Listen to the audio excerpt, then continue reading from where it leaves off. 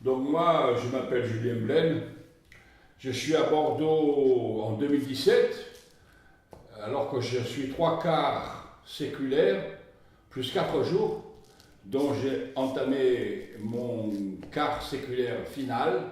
C'est pas rien. Et là, je suis venu pour l'Agora, invité par Cécile et ses amis, pour essayer de travailler sur la notion de l'eau. Et moi, j'aime beaucoup cette idée de travailler sur des notions comme ça, très primaires, comme les éléments, l'eau, l'air, le feu, etc.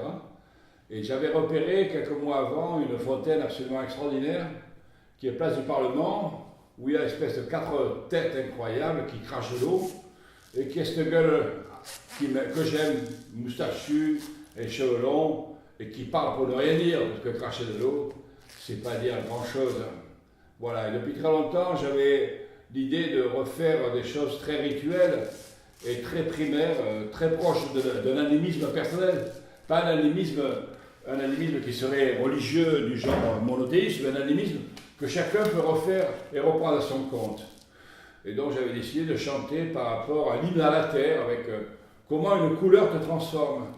Par exemple, le vert, c'est l'espace, c'est le lieu.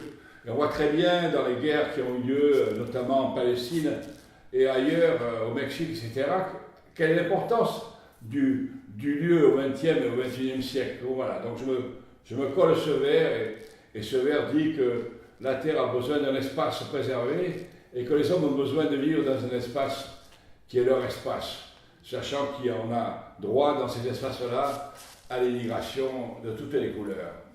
Voilà. Le deuxième chant, il était sur le rouge.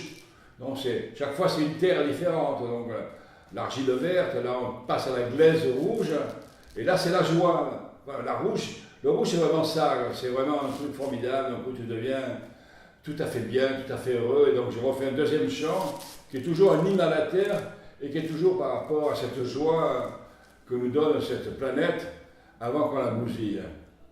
Et le troisième, c'est le blanc. Donc, le blanc, c'est le kaolin, cette espèce d'argile très pure, très blanche, dont je me cours pour arriver là vraiment à la fin des choses.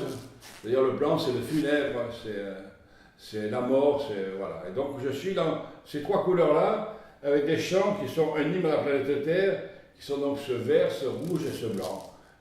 Et chaque fois, j'essaie de trouver un mot qui devient onomatopée. Donc je dis tellement qu'à la fin, on ne sait plus ce que c'est que j'ai dit. Mais les gens qui étaient au début savent que ce que j'ai dit, je ne sais.